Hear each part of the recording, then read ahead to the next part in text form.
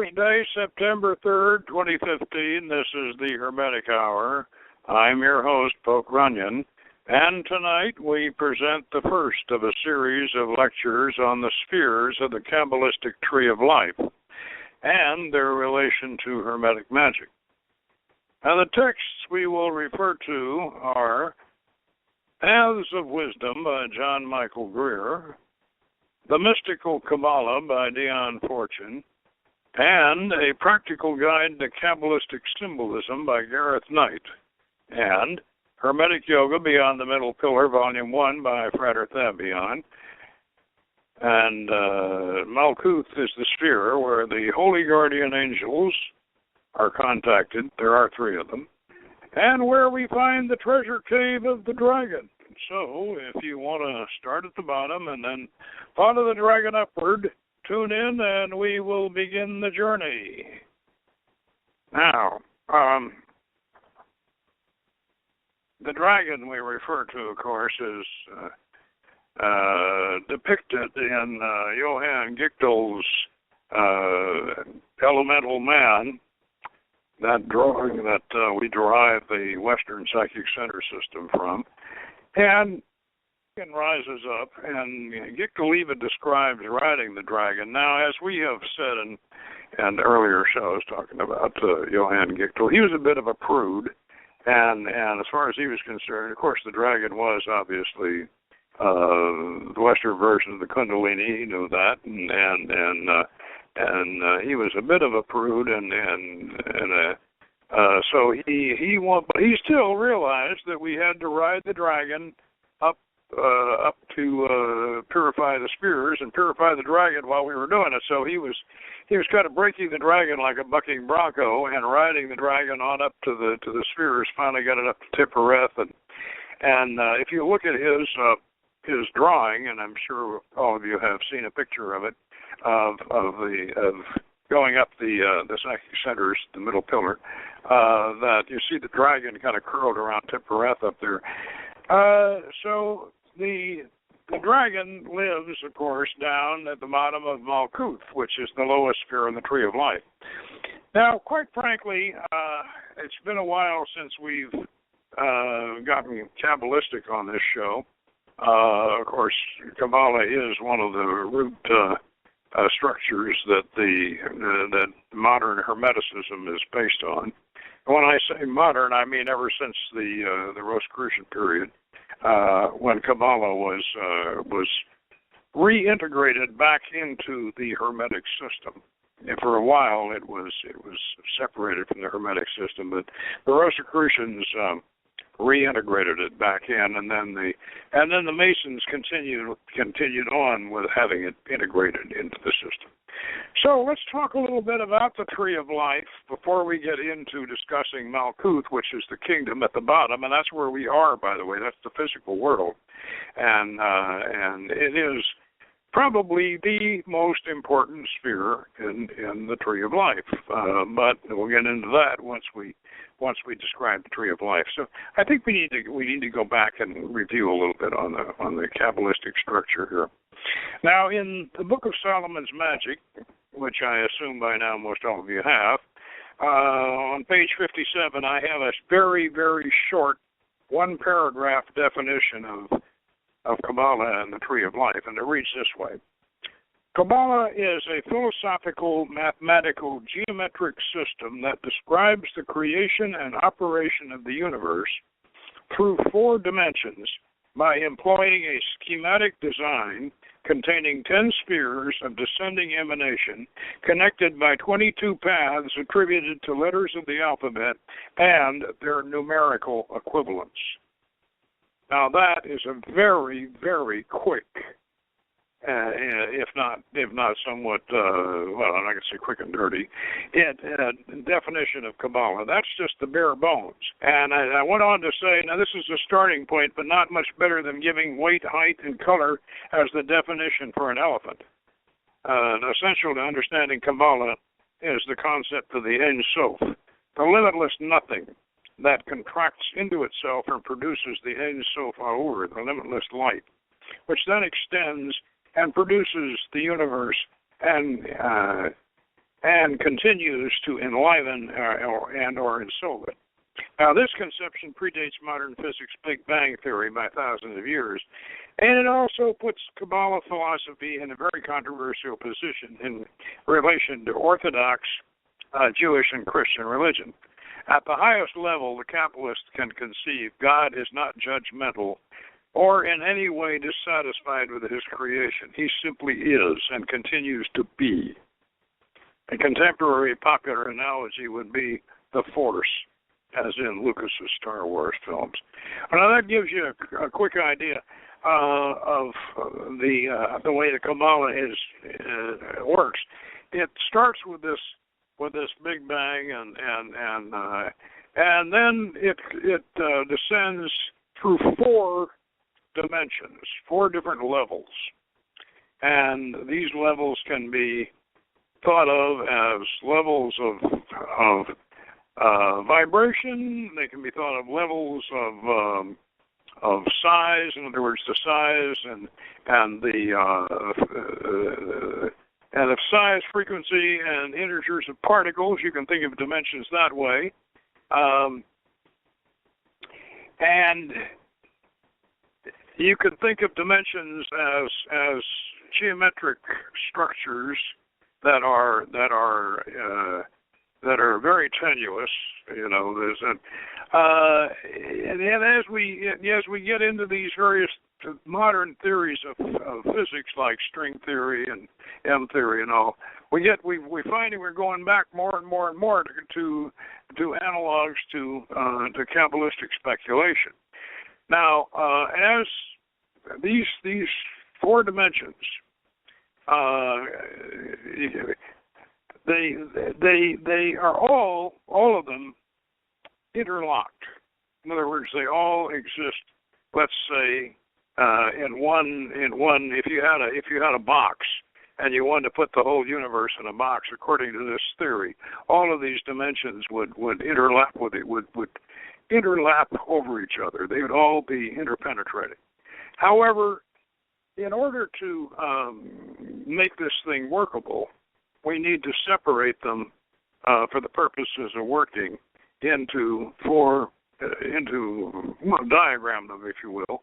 We need to separate them into 4 kind of egg-shaped structures and stack one on top of the other. Now, the way we're going to do this is we're going to create a schematic. Now, I think everybody knows the difference between a schematic and a map and a blueprint. They're all used in engineering. All of these 3 concepts are used in. And I know we're not all engineers, but you know, even though Andrea and I would happen to be, but I mean, we're not all engineers. But I think we all understand the difference between, or if we don't, let me quickly describe it.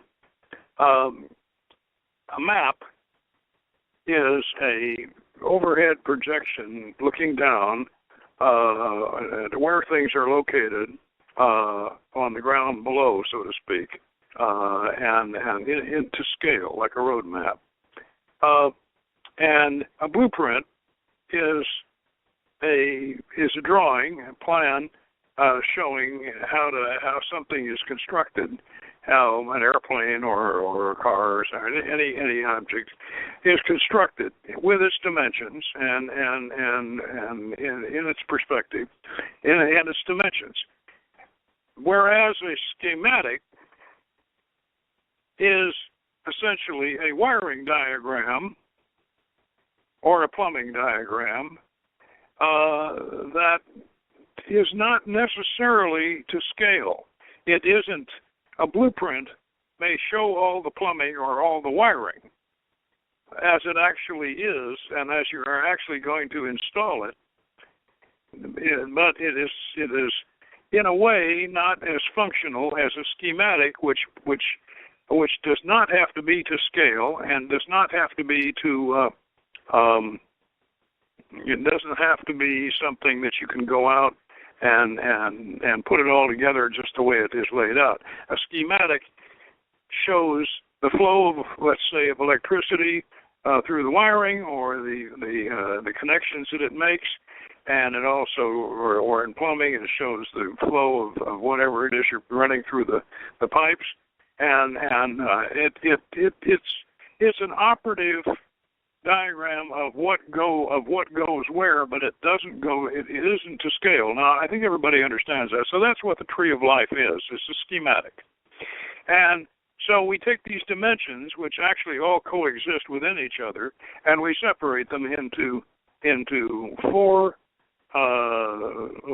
circles or ellipses, and into those we place 10 spheres for one version of the tree. That's the so-called tree after the fall, and then or 11 spheres for the tree before the fall, and after the fall, this 11th sphere in the middle becomes hypothetical, and we put it in with dotted lines because it actually falls, down and becomes the bottom, becomes our Malkut sphere at the bottom.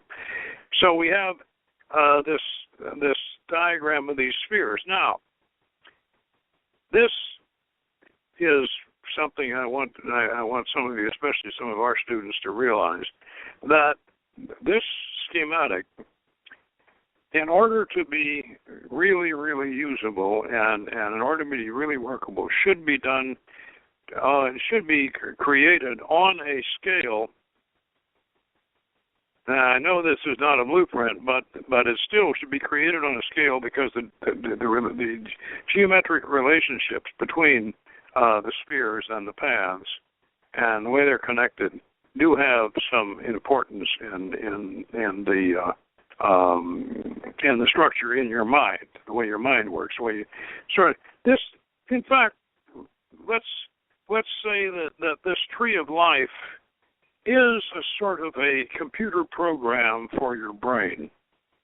It's a program, and it's a program which is not only a text program, because there's a lot of text that goes into this tree, but it's also a relationship program. It is dimensional relationships, spatial relationships, and geometric relationships, and therefore it is a program in several languages. Not just the sacred alphabet. That's one of the languages, but it's also the relationships of the construction of the spheres. Now, the way this tree is constructed, it is constructed on a three-dimensional grid. Now, Leonora Leet, she did it inside the cube of space, which is another essential diagram, which we'll talk about. This is this cube, which is bifurcated. This cube is bifurcated. For instance, if you can imagine a cube, and imagine then lines running from the corners inside the cube to the other corner on the opposite side of the cube, and then back and forth, and you keep continually bifurcating this cube with these lines, and you end up with a matrix. You end up with a three-dimensional matrix, and you can construct a three-dimensional tree inside a tree of life inside this matrix. Now, my master, Fred Adams, came up with an even simpler and more usable method. He used Pythagoras' tetrachus. That's an equilateral triangle, and he bifurcated that and continued to bifurcate it in all these different crosshatch lines, and to where he produced a matrix that any tree of life that can be placed on this bifurcated tetrachus diagram is valid. You can have as many spheres as you want. And Isaac Luria must have used something like this, because Isaac Luria came up with a number of different. Isaac Luria is the great Kabbalist of the 16th century, and he came up with a number of different configurations for the tree of life. The one that we end up using is one that the Jesuit Athanasius Kircher came up with.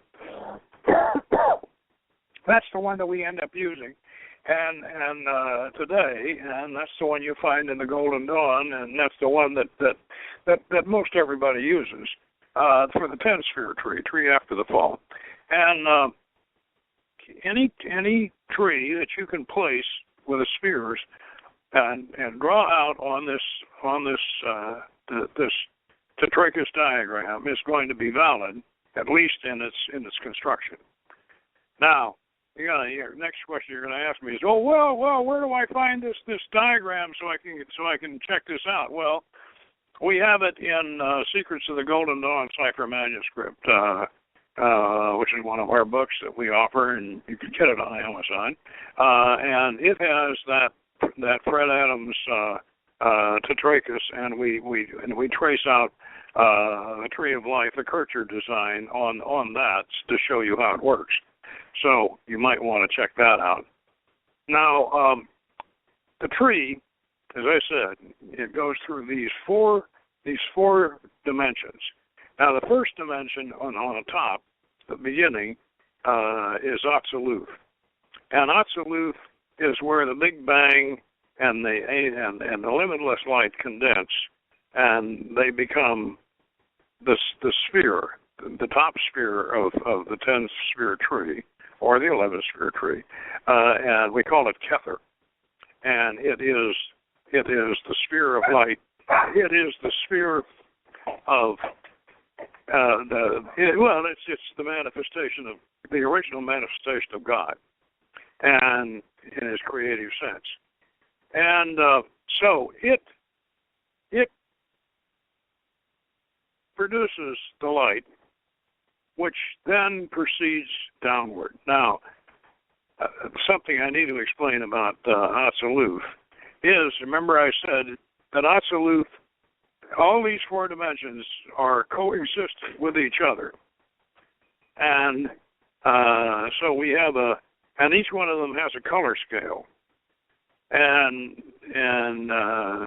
we use the original Phoenician alphabet extended, an extended version of the original Phoenician alphabet.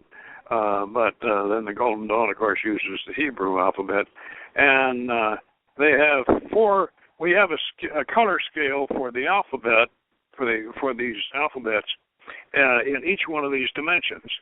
And the Atziluth being the highest power of God, that color scale for the alphabet becomes the color scale that we use to all the way down to empower our magical formulas, because that's the purest, highest power of God. And then the descending color scales become used for lesser powers. Now, what we're going to deal with now is the theory of emanations. Now, where the Kabbalists got this theory of emanations, they got it pretty much from Plotinus, and Plotinus, of course, was a follower. He was the creator of what was called Neoplatonism, because he was originally a follower of Plato. But what he did, Plato had the idea of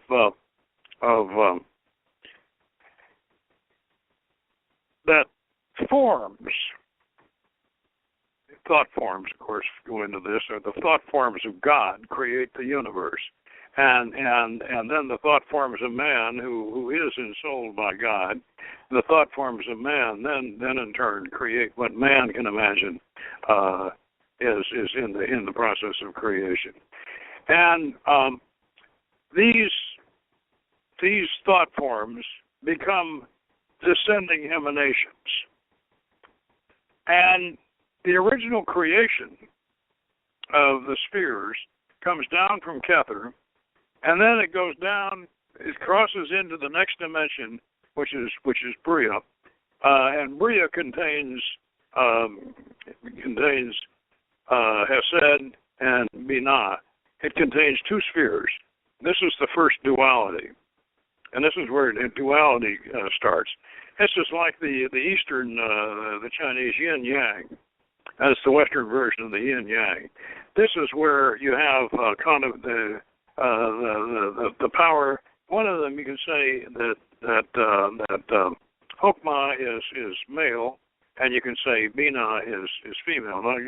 So we say Chokmah is the creative force of God in this Briatic dimension, And Binah is the realm of the fixed stars. This is female because the darkness of the universe, which is then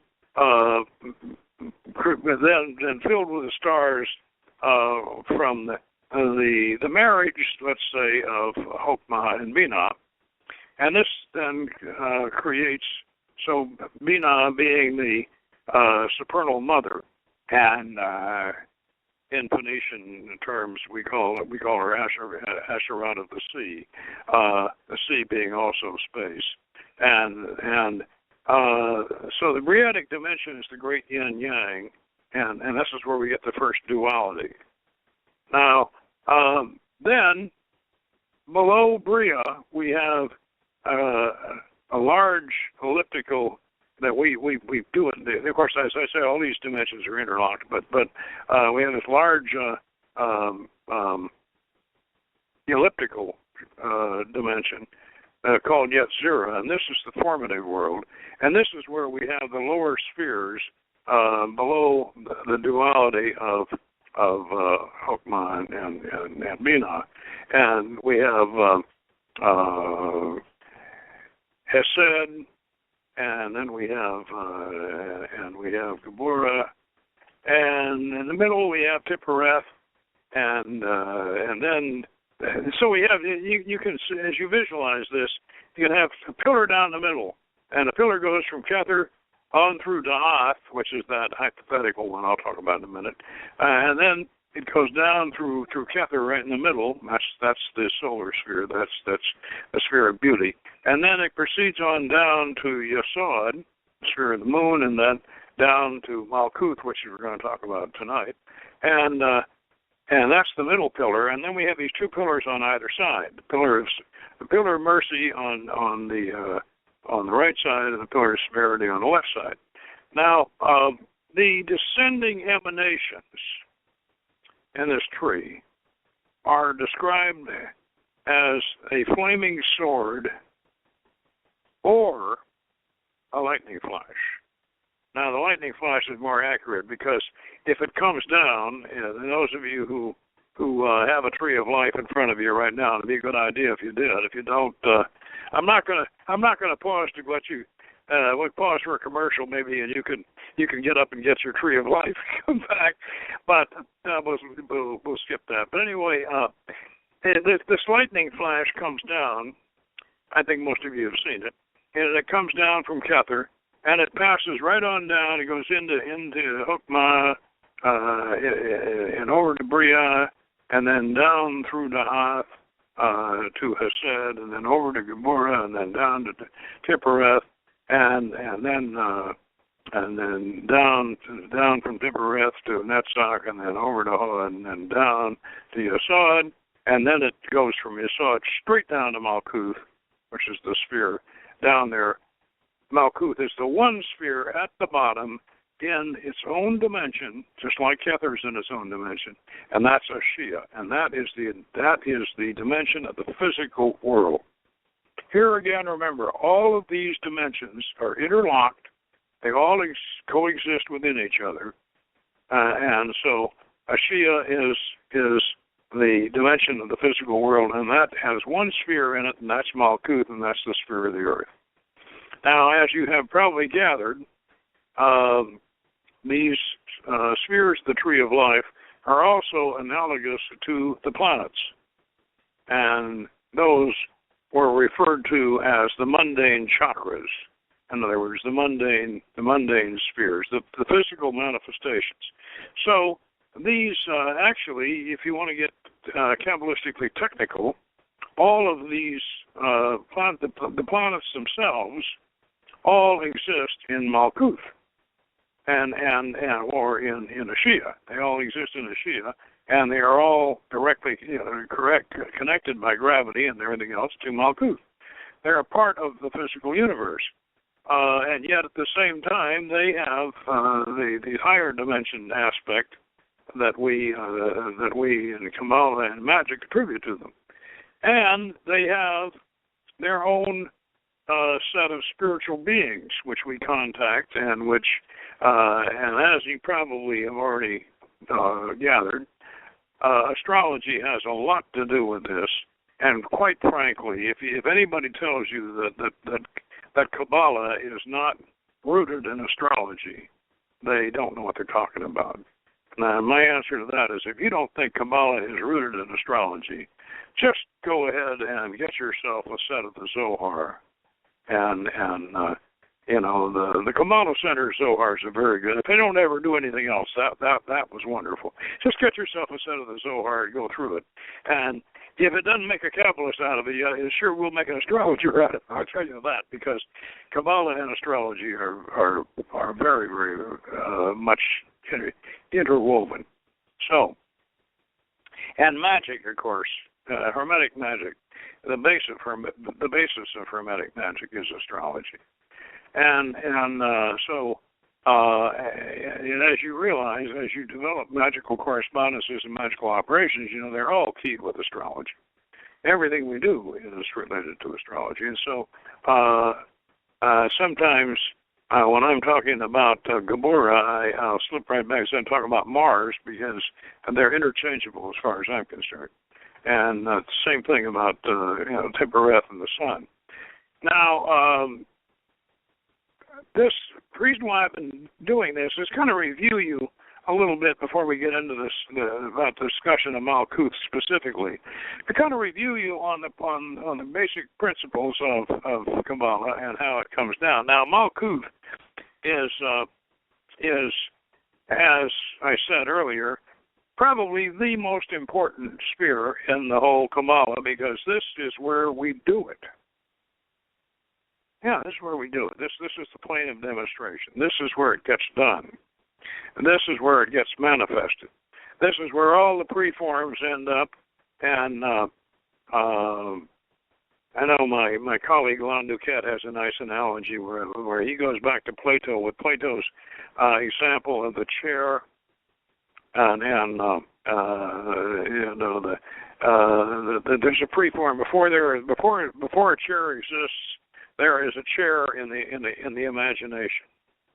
It's a preform, and there's a chair is visualized somewhere before it is built, and then it comes about. And the way Lon describes this, and I think it's very, very good. He says that the senior staff up in Bria, they get in touch with God up in Kether, and God says, rest. And the chairman and the chairman of senior staff over there in Oakmont says, I think God wants a chair. And so they get a hold of the engineering department down in Yetzirah and down in Hesed, and the chief engineer down in Hesed say, hey, God wants a chair. And the engineering department, the CEO of engineering, he said, we'll get right on it. And then he goes over to Geburah and he says, put the boys on the drawing board. God wants a chair. And so they design a chair, and then in Tibereth they start working on it, and then down in Netzach they really get at it. Down in Netzach they start getting the timber together and whatever, and then over in Hod they got the workshop and they got the lathes and they got the and all the upholstery stuff, and they put it together, and then they send it down to Yesod, and Yesod, that's quality control. They check it out and they think, yeah, this is pretty good, and then they put it down at Malkut and it's on the showroom floor. Now that is.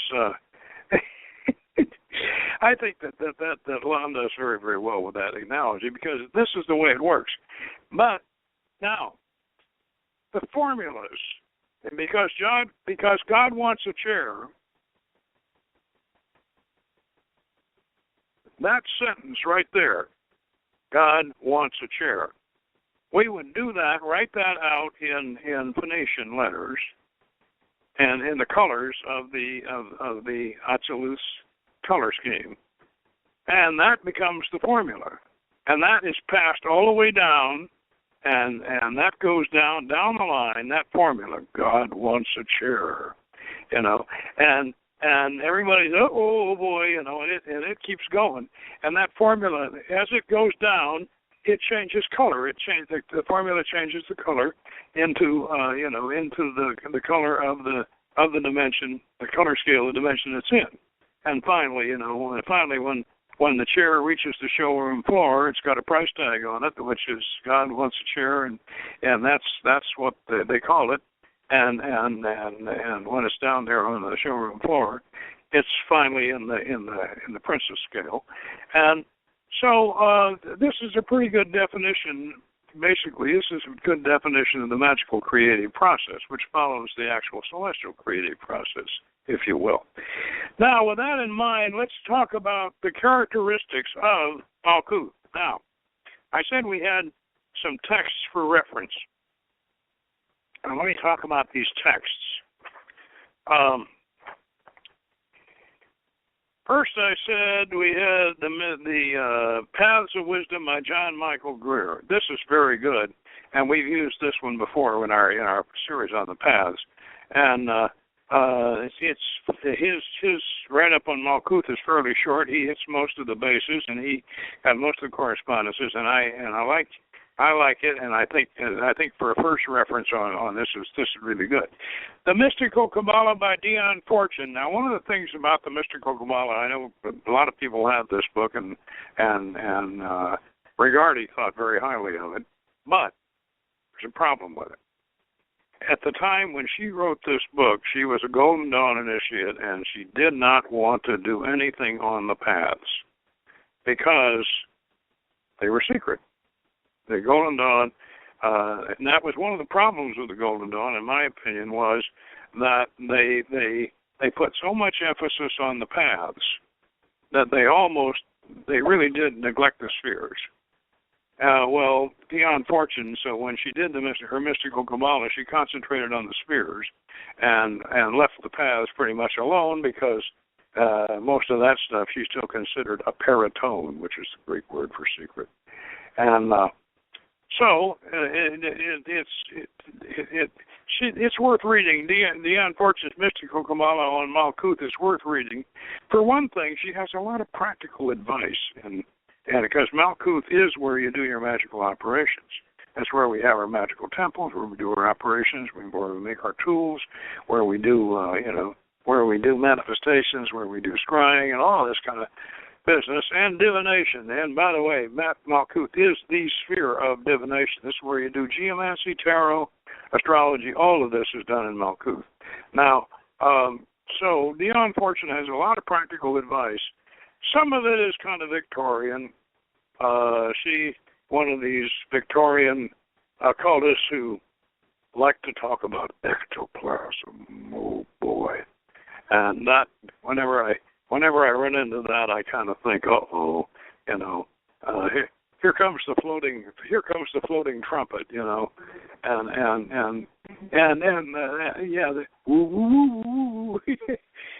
to play Twilight Zone music. I remember when we did the Houdini seance at the Magic Castle, we had an earthquake right in the middle of the seance, and boy, that sure added to it. And that, however, was not a special effect. It was an actual earthquake. So you can take some of what Dion Fortune's practical advice with a grain of salt. Now, A Practical Guide to Kabbalistic Symbolism by Gareth Knight. This is, especially on Malkut, this is excellent. And one of the reasons why it is so excellent is because in the end of his article on Malkut, after he gets through with the theory, he describes the elemental kingdoms and queendoms. Oh, he doesn't call them, but he's still calling Peralta the king of the sylphs, and that's not good. She's the queen of the sylphs, and Nixa is the queen of the undines. And by the way, that's something that we've done.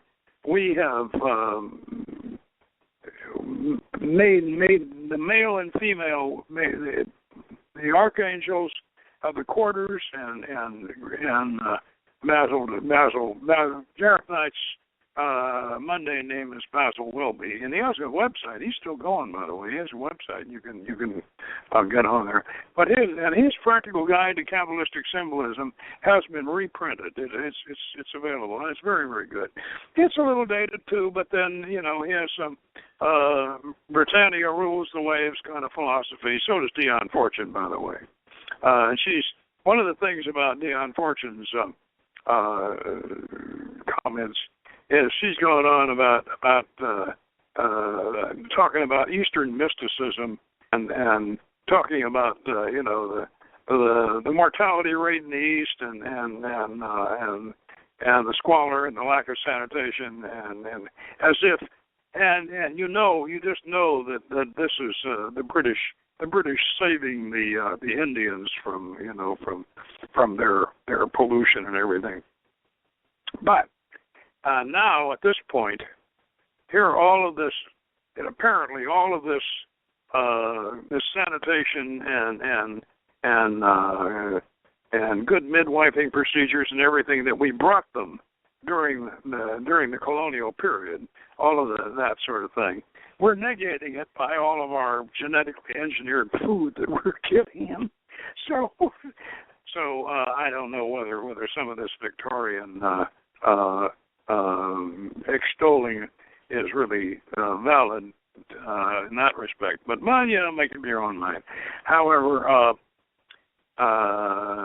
then the other book I'm referring to is Beyond the Middle Pillar, Hermetic Yoga Beyond the Middle Pillar, Volume 1 by myself, Frater Thabion, and that one, I do want to naturally read you a little bit of what we have on Malkut and the dragon in there. And then, so let's talk a little bit about the structure of Malkut as far as its correspondences are concerned. Now, I'm going to go ahead and all of these books that I referred to give you a list of correspondences for Malkut. They all do. Now, this is John Michael Greer's Malkut, the 10th Sphere. The title, Malkut, the Kingdom. Name of God is Adonai, the Lord. The archangels are Metatron, Prince of Countenances, and Sandalphon, his twin brother, actually twin sister, because Sandalphon should be female. And he and Greer even admits that. The angelic host, the Ashim, that's humanity. And the astrological correspondence, Olam Yesodot, the sphere of the elements. Tarot correspondences, the 4 tens, the 4 pages or princesses of the pack. Elemental correspondence, the earth. Path text, and this is the Kabbalistic text. The 10th path is the resplendent intelligence because it is exalted above every head and sits on the throne of Binah. It illuminates the splendors of all the lights and causes an influence to descend from the Prince of Countenances. Now let's stop and talk about that a little bit, because he's saying that it sits on the throne of Binah. Now remember, Binah was attributed to Saturn in the tree after the fall. It is attributed to Saturn, but it's supposedly the realm of the fixed stars. This is not never this was never correct, and so, however, in the tree before the fall, Saturn is in the Da'ath, and because Da'ath falls to Malkut, and so before the fall, the tree before the fall that has Da'ath as a manifested sphere is Saturn, and Binah is the realm of the fixed stars. But regardless, Binah is the supernal mother, and the supernal mother is also related to, and that's where this comes from, related to the Earth Mother. that's gay or gay and related to Sandalphon. But the point that I want to make here is that the physical universe begins, according to the Kabbalah, right in the center of the cube of space. It begins with Saturn. It begins with Saturn, and therefore Saturn has a relationship to the Earth. And Saturn relates to the Earth. In fact, it's so much so that one of the weaknesses of the Kabbalistic structure is they have no Hebrew letter for the earth element, and so they use Saturn as whenever you want to invoke Malkut, you have to use Saturn. You have to use Saturn as that point. And we use a septagram to do that, so naturally we have to use the Saturn point, and then when we declare the invocation, then we put the Earth symbol and say Adonai Haaretz when we do, because one of the weaknesses of the original Kabbalah was that they did not have a letter for the earth element. We have since in our 11 sphere tree and tree before the fall, restored tree, we have corrected that. We've added two more letters to the ancient alphabet, and one omega and crater in the beginning, which fills that out. Now, to continue on this set of correspondence, the magical image: a young woman in a robe of mixed earth colors, her feet bare, her hair unbound, sitting on a throne of roughly shaped black stone. Now, this would apply both to the archangel Oriel, and it would also applies to the angel Sandalphon. Additional symbols: the altar, the equal-armed cross, the temple, the tree of knowledge of good and evil. Now, this is important, and I want to digress a little bit here. In the Golden Dawn, and those of you who are familiar with it, there are two diagrams: the tree before the fall and the tree after the fall. In the tree before the fall, this represents the Garden of Eden before the fall, and then the tree after the fall is the Garden of Eden after the fall. Da'ath is the sphere of knowledge, and Da'ath is the tree of knowledge, and is the tree of knowledge in the Garden of Eden, the tree from which Eve ate the apple, the tree which the serpent beguiled Eve. She ate the apple, and according to the way the Golden Dawn works out, Eve ends up down there with her falling down all the way down to where she's halfway into the cliff-off at the bottom of the tree. And the cliff-off, by the way, is something that we don't use in the OTA. The cliff-off is a sump at the bottom of Malkut, which the fallen shells of the unsuccessful entities created in creation fall down into this literally the sump at the bottom of the cliff-off. It's a cesspool, and it's filled with all of the pagan gods that the rabbis didn't like. They called them shells because, they after Ezra came back from captivity, they went on a Jewish evangelistic campaign all through Palestine, converting everybody and getting rid of their gods. And this is where they threw them down into the cliff off. And so we don't go along with this. Well, our concept, as far as we're concerned, is that if there's a negative part of the tree of life, it's around the backside of the sphere. We're more monist than dualist. This whole cliff-off thing is a very dualistic, very, very dualistic thing. But then Ezra was very much influenced by by Cyrus of Persia, and Cyrus of Persia, of course, was a Zoroastrian, and so and they're very dualistic, and so he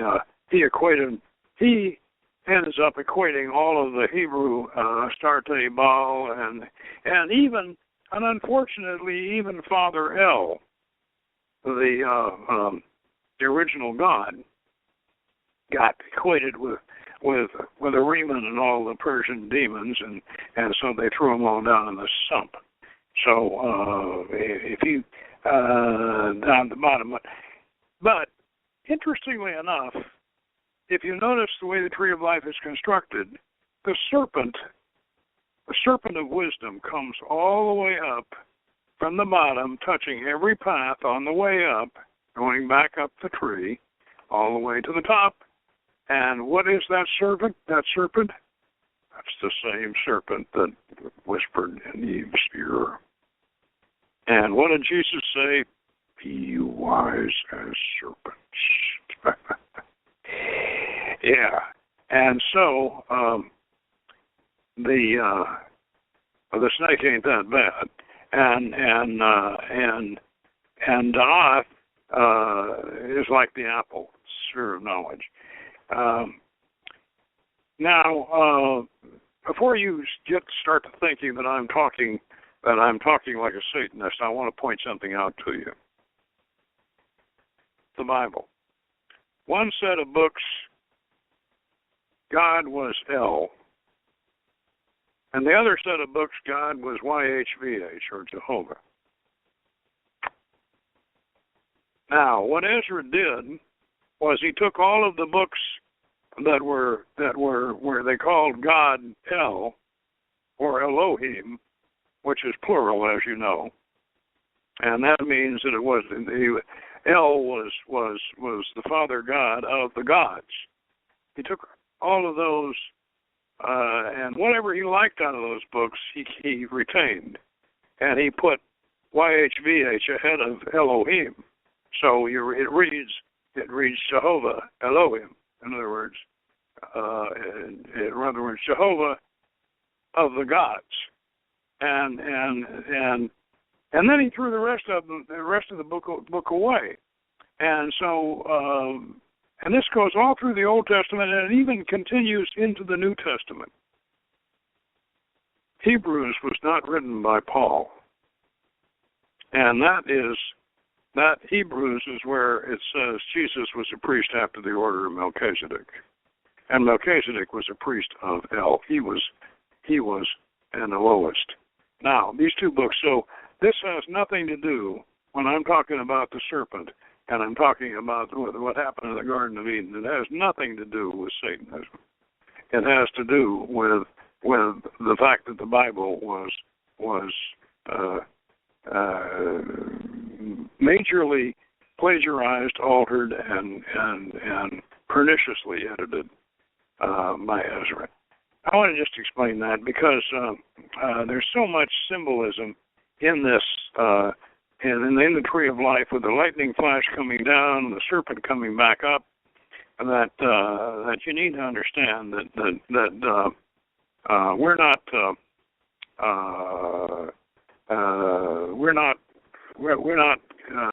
just because we don't particularly like Jehovah doesn't mean that we're not devoted to God. We are, and now the colors in Atziluth. In Atziluth, the color of Malkut is clear yellow because, as I say, all of these spheres of the tree exist in each of these dimensions in different levels. So in Atziluth, the color is clearly yellow. In Bria, it is citron, olive, russet, and black. Now, the Golden Dawn's Minutum Mundum is their version of the Tree of Life. The paths are all in the Atziluth scale, because the paths are active and the spheres are passive, and so the spheres are in the Briatic scale. And in the Briatic scale, citron, olive, russet, and black, that's the those are the colors that you see on the minutum under are diagrams of the tree of life. Now, in the Azira, it's the same, except they're flecked with gold, and in the Shia, which is the actual, the so-called actual color, if you can see it, would be black rayed with yellow. Now, what we need to point out here about these colors is that these colors these are magical colors. These are not the colors that you are going to see when you scry. They're not scrying colors. They're not colors you're going to see on the astral, unless you have conditioned yourself so much where, you can. If you study them long enough, yes, you will see them in these colors. But these are colors we impose magically to get our magic to work, and that's something that a lot of people don't understand. That they think that these colors are this is what all these things actually look like. No. They're colors to be applied. They're colors to be applied because when we visualize with magic, we use the color when we color the alphabet, the letters in the alphabet. When we use magical color in our talismans, in our talismanic images, all of these colors are what we use to activate the various dimensions. Now, I'm going to read to you what we have on Malkut in our Hermetic Yoga book. And by the way, the mandalas for Malkut, what we did, we have the citron, olive, russet, and black, just like Golden Dawn does. We use Golden Dawn colors as much as possible, because they put a lot of work into it, and they're the best synthesis for correspondences since Trithemius and Agrippa, and they put a tremendous amount of work into these color schemes and whatever. So they have become Hermetic standard pretty much all over the world. Now, what we did though that for this mandala, which makes it much easier to visualize, by the way, we took two pentagrams. One pentagram is black.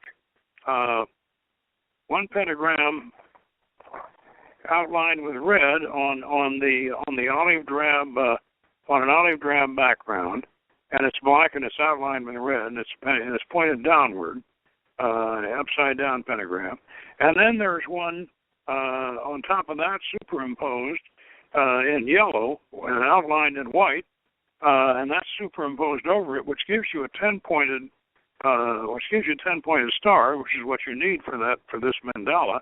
And then we put omega, green omega, in the center of it, and omega is the letter that we use for the final, for the earth letter. And so the 10th sphere, the letter is omega, Om, the archangel send Alphon. The God form, of course, is Lotan the dragon, and the musical note is a low C. Now, I'm going to talk about. I'm going to read you what we have on Malkut in the book here. Malkut, the kingdom. Malkut is the one sphere in the lowest dimension of Shia, the realm of physical manifestation. This is where everything comes about. It's called the kingdom because it is the manifestation of creation and was originally thought to be paradise. To some Kabbalistic philosophers, it is the most important sphere of all because it is here that one plays the game of life and either wins or loses. It is filled with treasures and pleasures, and it has its own spiritual world that can include our ancestors and a host of elementals that can either aid or lead us astray. The fallen angels, which are an analog for many of us, were anxious to come down and enjoy the pleasures and challenges of life in the flesh. Thus, they devolved in a spiritual sense, finally becoming trapped in the mountain of darkness by their own physical and spiritual dissolution. But Malkut is the realm of sacred nature, and some of the most inspiring aspects of God's creation are to be enjoyed here. Malkut is also the sphere where you will encounter your holy guardian angels, because each sphere, the tree of life, contains all the spheres of the tree within its compass.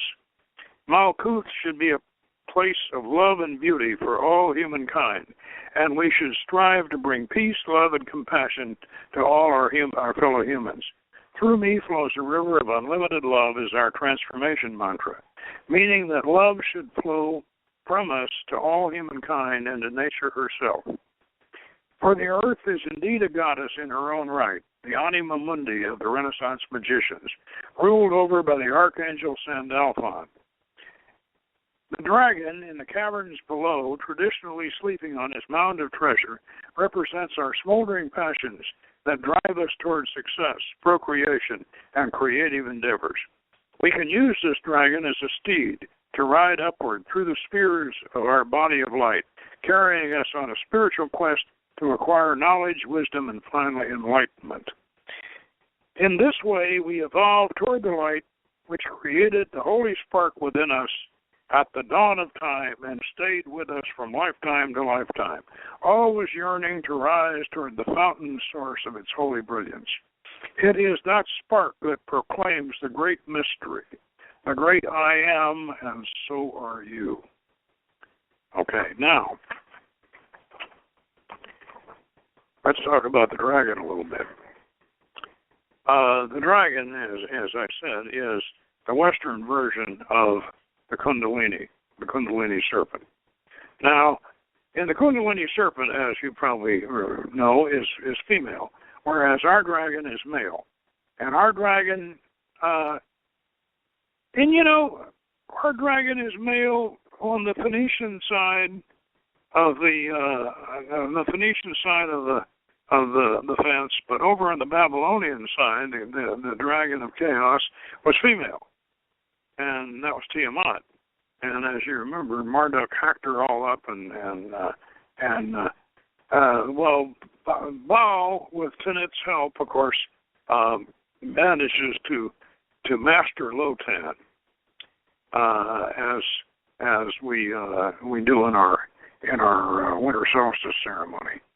But we don't kill Lotan. We don't kill him. We control him.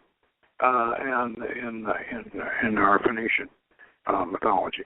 Now, if you're looking, those of you who have the book, and those of you who don't, there's only one way you can get it this year. Next year you may be able to get it because we'll go public with it with both volumes next year. But right now you have to be a member to get this book. So I encourage those of you who haven't signed up yet to get your letters in and get your application and get with us here. Now, the dragon in the Malkut icon is lying on his treasure, sleeping on his treasure, and then we show him rising up to this hole in the ceiling of the cave, with the light streaming down, and the spirit body riding up right up behind his head. He mounted the dragon on the spirit body, and then ride him up to the spheres and visit the spheres. And the way we do this is we use a version of Taoist yoga in this particular case, and we do a pump up with a fire breath, and then we pinch and start the dragon up the spine. It's a very powerful process, and those of you who haven't raised your Kundalini yet, this is a good way to do it. And as I said, you can look at Gichtel.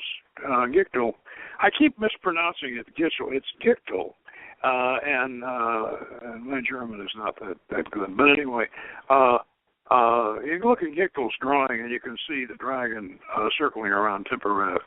And Gichtel thought the dragon was evil. Well, the dragon is chaos, but rather than destroy chaos the way the Babylonians did, we would prefer to master the forces. And that's much more in keeping with magic, with the magical principle. And so, and by the way, let me point this out,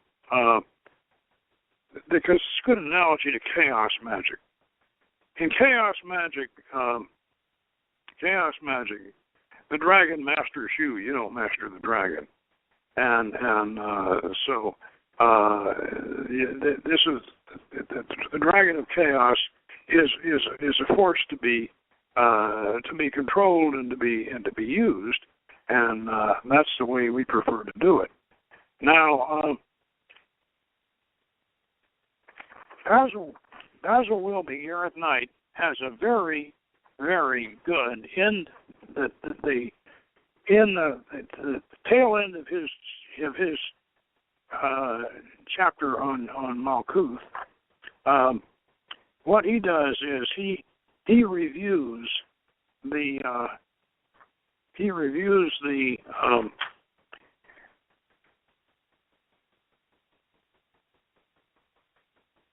entities, and I'm going to read a little bit directly from him, because he's reviewing the entities that relate to the sphere of Malkut, and I think that this is really excellent. And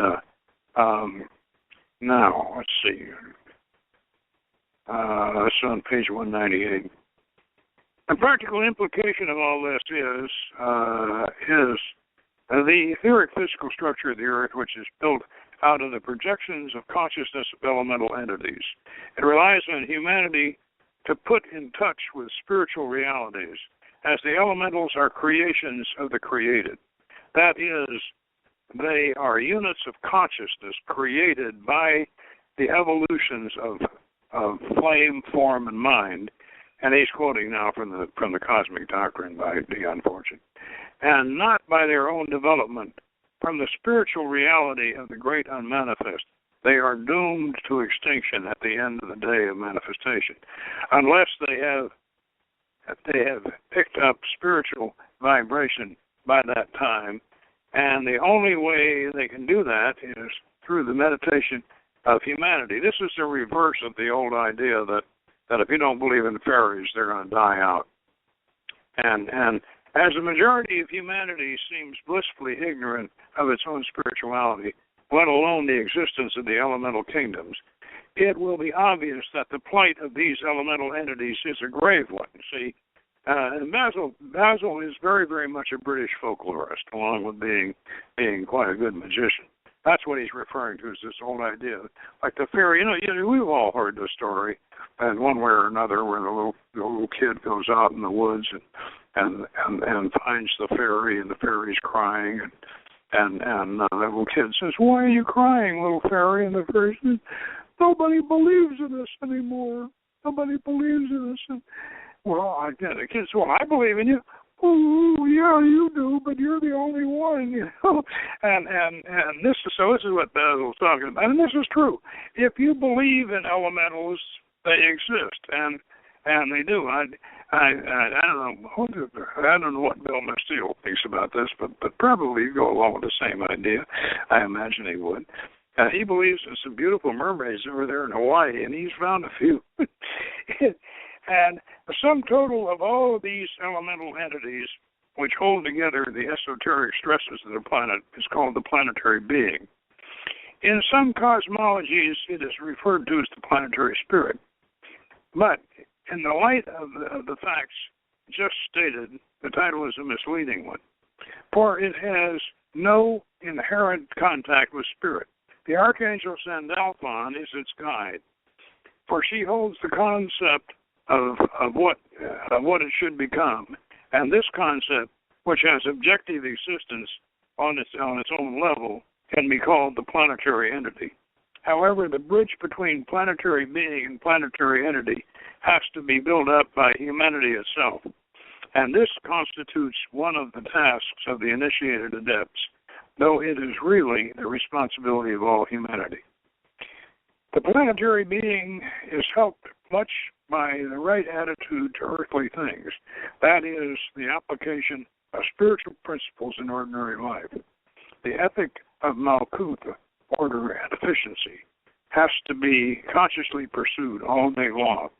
And it is a little used for short periods, only as a ritual working or regarding this task grudgingly as the duty for convention. Also, the planetary being cannot be helped much by the intellect.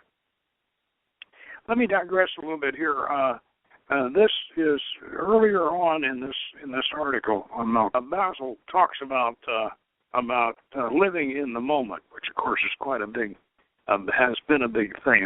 And you know, there's people, oh yeah, I'm in the moment, I'm living that, and he says that this is very important.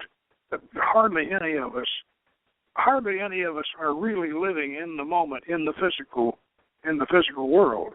We're not relating to it. We're thinking about something else, and we're remembering things, or we're thinking ahead, or whatever, and we're not aware of all of the beauty and all of the natural things occurring around us. And I get to thinking when I you know, Fred Adams and I both knew Basil, corresponded with him, and Fred met him. Over there in England, but I never met Basil, but Fred was very, very much into this business of becoming one with nature, going out and don't close your eyes, and when you do yoga in a natural setting, open your eyes and do yoga with all the nature, with all of the setting around you. And become one with it, you know. Be part of the nature you're in, and be part of the world that you're in. And Basil makes a very nice point about that. But later, of course,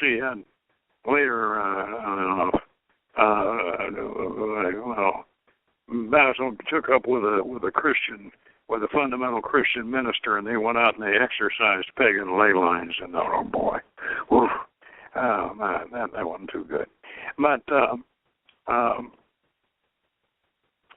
let's see. In all these considerations, the distinction must be borne in mind between Earth as a planet, Earth as one of the four elements, and Earth as Malkut, the physical plane of the whole universe. Thus, the traditional archangel of Malkut is Metatron, the same being who is the archangel of Kether, which again shows a strong link between spirit as spirit and spirit as matter. Sandalphon is really the archangel of planet Earth, and the archangel of the element of Earth is Oriel. Oriel or Uriel is one of the great archangels of the four quarters. In the east, of course, is Raphael, in the south, Michael, in the west, Gabriel, and in the north, Uriel. The first of these three angels have already been described. Oriel is a great figure built up with the dark green and browns of Earth, and who in her inner aspects represents the primeval light of God himself, and who is much concerned with the great teachers who have periodically come to Earth. Thus, in the east is the great source of healing. In the south, the great source of balance and protection. In the west, the great source of vision. And in the north, the great source of teaching. Those of you who are involved in our program realize that we spend quite a bit of emphasis on invoking and internalizing these four great archangels. And in fact, we just did just this last Sunday. We did a Raphael, and before that, we did an Oriel invocation. Thus, in the east, the great source of healing. In the south, the great source of balance and protection. In the west, the great source of vision. In the north, the great source of teaching. Oriel is also connected to Michael as a great balancing force that is behind the great cataclysms of Earth, such as are described in the legends of Atlantis, Sodom, and Gomorrah. In building up the forms of the archangels of the four quarters, they are best conceived as great fortresses or towers, colored in the active colors of the element and concerned That's yellow, red, blue, green, respectively, as opposed to the passive colors, blue, dark red, silver. Interpenetrating all can be conceived the archangel Sandalphon and citron, olive, russet, and black, pulsing with the slow vibrations of earth. Now we're running a little bit over time, and so I'm going to wrap this up. He goes on with the kings of the elemental forces and the queens. Well, he doesn't differentiate. He makes them all kings, and Peralta should be a queen, I think, and Dejin, the salamanders, is a king, and what have you. However, even though Basil has not genderized these, that doesn't mean that this isn't an excellent book, and I really recommend it if you can find it. A Practical Guide to Kabbalistic Symbolism. And without this book, I don't think our pathworking system, even though we use Kirpal Singh's system as a model, I don't think we could have really Kabbalized it as well as we did if it wasn't for Basil's book. And if you're listening, Basil, hope we sell a few for you. Anyway. So this about wraps it up. Next week we're going to mount the dragon, and we're going to go on up to Assad and talk about the sphere of the lunar sphere, the sphere of the foundation, and the significance of that. And so until that time, good magic, and take care and be well.